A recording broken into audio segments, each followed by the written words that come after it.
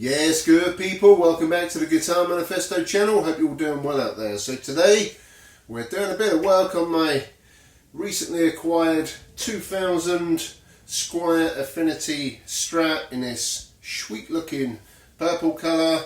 I bought this off eBay recently for around £80.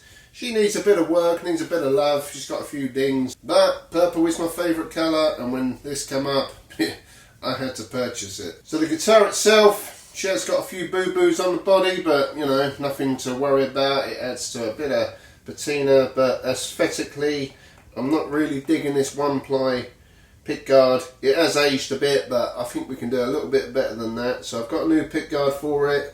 Need to put some new strings on, give it a set up, a general clean up. I'm going to keep the stock tuners and the electrics for now. I may come back to this and do a few more mods to it.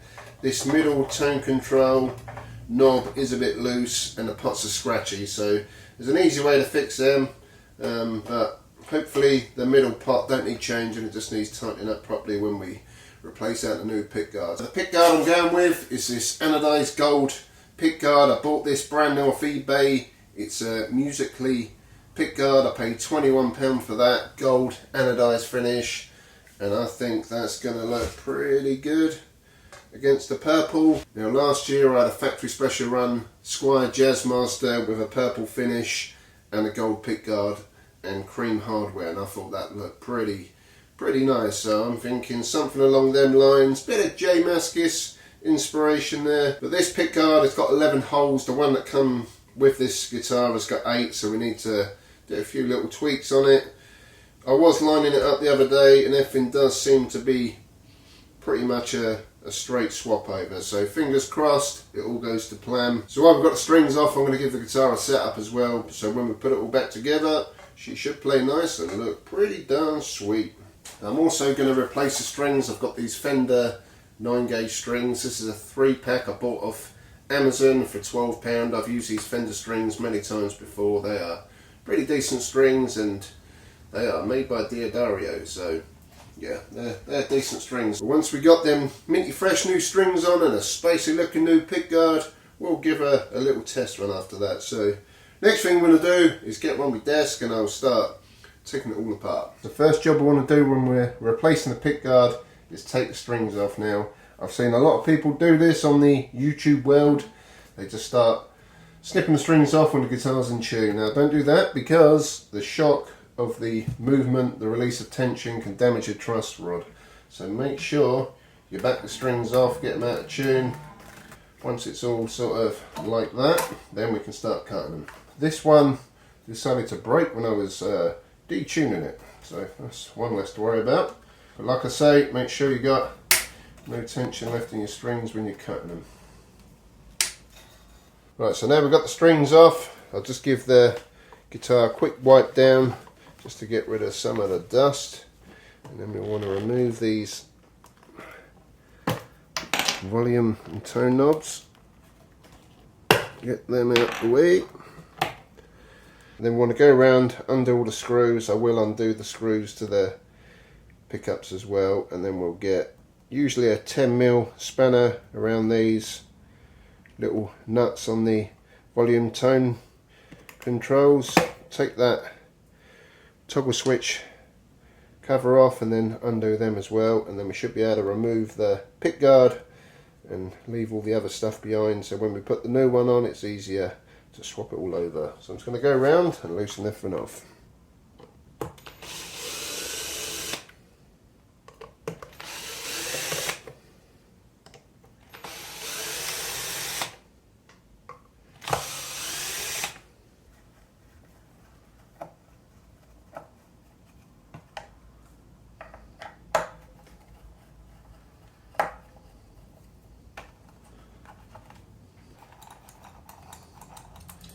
Okay, so that middle one wasn't actually screwed in with that nut, so hopefully there's nothing wrong with that. So now we've got them out of the way, our pickguard should come straight off.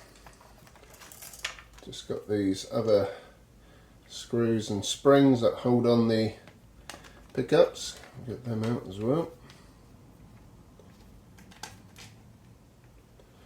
Keep them to one side.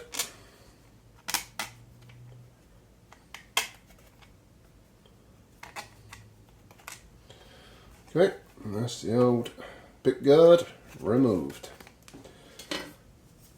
But yeah, that's going to look a lot better. While we're under here, might as well have a little look around. This is a Chinese made Squier Affinity, so you've got the full size pots. These are 500k pots on single coil pickups. Not always the best combo, but it generally seems to work on these older Squiers. These pickups must be quite dark, so the 500k brings a lot more sharpness in. They can sound quite brittle, they are ceramic pickups, but I had a quick play of this before making this video, and these pickups actually do sound okay. So I'm going to go with that sort of setup. Like I say, this is all original in there, and there's even a plectrum hidden in there. Nice. Yeah, the wiring you get on these Squiers ain't the best, but it'll do the job for now. That soldering joint looks a bit dubious, so I may just give that a little blob of solder. But yeah, all in all, doesn't look too bad. Nothing sticking out has been replaced. So I'm going to give this a little clean up before we put a new pickguard on. I've got some Gibson guitar polish spray that I got in a guitar I bought a few years ago in a little deal.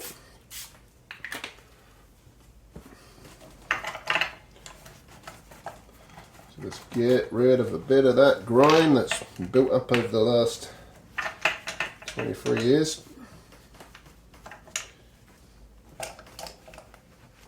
Just generally getting the places you can't normally get to when the strings are on and whatever, the pickguard's on. There's no shielding in there either that I noticed, so that's something else that we'll address. I won't be doing that today, but I've got a feeling I'm going to be coming back to this and doing a few more mods on it. I've just noticed the routing, you can get 3 humbuckers in there, which could be a pretty interesting little mod later down the line, we'll see. But for now, we'll just put her back together as she was set up at the factory. Now we're ready to test out this pickguard. I just want to line it up quickly. So we're going to go. See if we need to do any tweaks. So the best thing to do is just build the pickguard back up when you start putting this together. Right, so I'm just going to start putting in some of the electronics just to make sure they all line up okay. So in terms of the fit around the neck pocket, that is pretty bang on. Most of the holes are lining up anyway, so we can use the old holes. Yep, that's in perfect. There. Then we just got to drill a few additional holes, but yeah, I think that'll line up pretty darn well.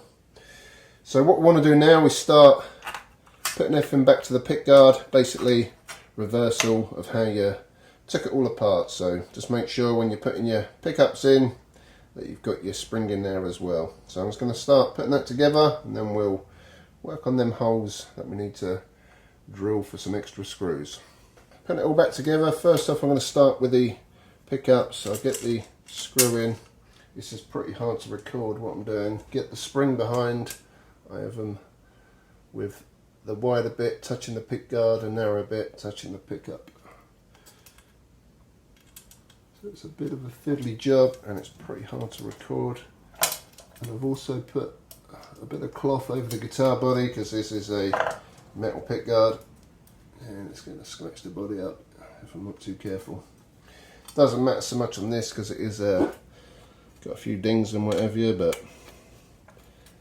ideally you don't want to add to them. So yeah, I'll start with the pickups first. Once I get all them in, then I'll start adding the pots and the selector switch. But with terms of the pickup height at the minute, I'll just leave them just sticking out a little bit, and then when I go to set it all up, this is when I start adjusting the pickup heights to suit each pickup.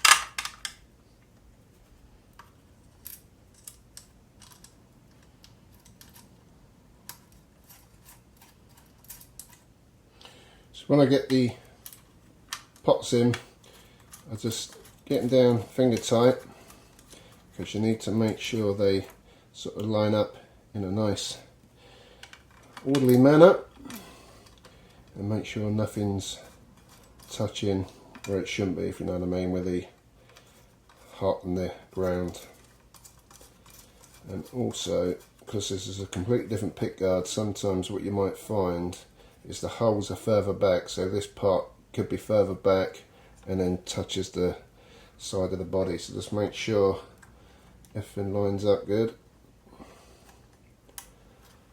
And check your orientation. So it needs a little bit of tweaking, but we should be okay.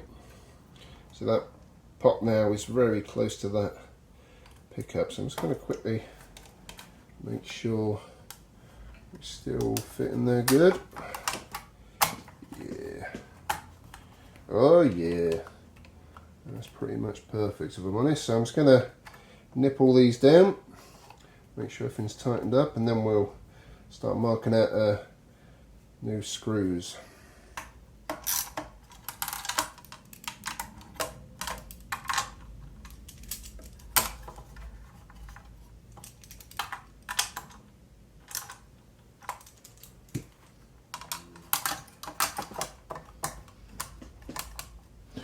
And also make sure there's no wires trapped between like the body and the pickguard, especially with a aluminium pickguard, because you don't want interference. So you'll feel if a wire's where it shouldn't be. It would kind of rock, if you know what I mean. You'll get gaps, but I think there's a wire sticking out there. Okay, I think we're good there. That's looking pretty sweet, if I do say so myself. Right, so now we've got it all lined up. With this pickguard, it comes with a set of brand new screws. So we've got 11 new screws there. What I'm going to do initially is, from the old holes that line up with this pickguard, I'm going to put them in so we know where we're going to be lining the pickguard up.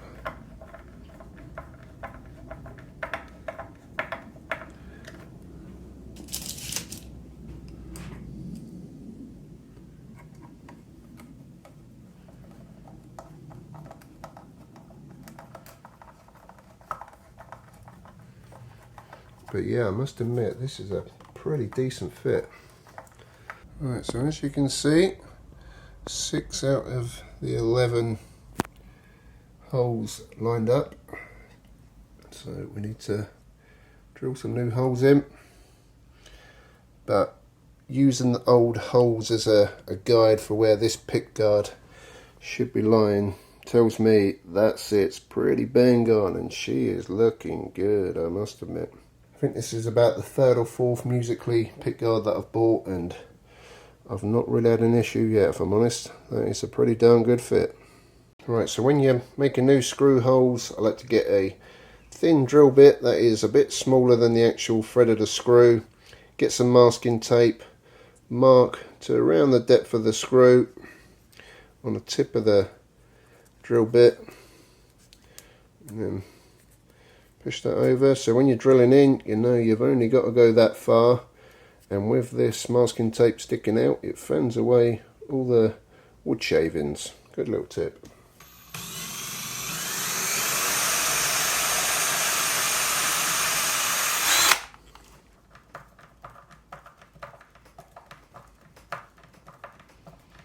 Right, so I'm just going to go around and put the rest of these screws in.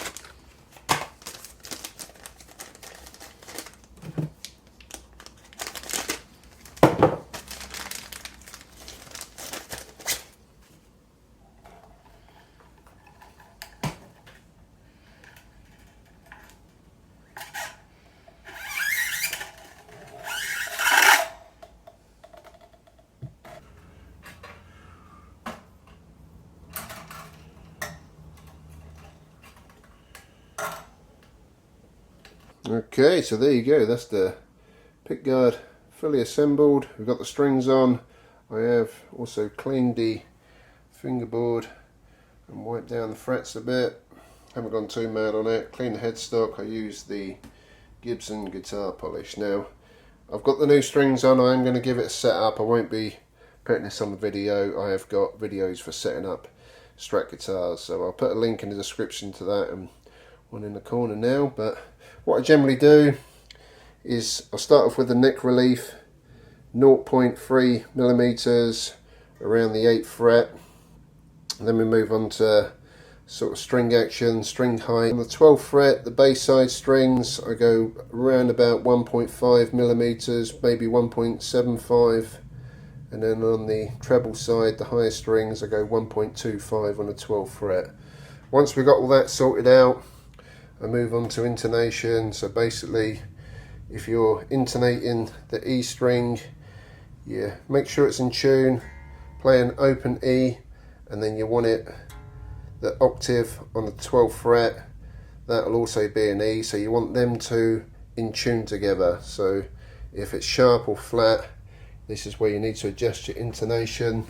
There's a screw on the back side there to move it so you can get it where you want. That's basically the gist of it. Make sure you fully stretch your strings out as well before you start setting the guitar up, because it will knock your tuning out and it can sound a little bit funky. This Strat, it's got a tremolo. I don't like using a tremolo on a Strat. I like to basically flatten the tremolo to the body, kind of hardtailing it. So what I generally do with that is take the back cover off, and under there you've got the claw, and then I generally screw the claw into the body pretty much. You can put a wedge of wood in there to stop your strings going out of tune if you're playing live and a string snaps.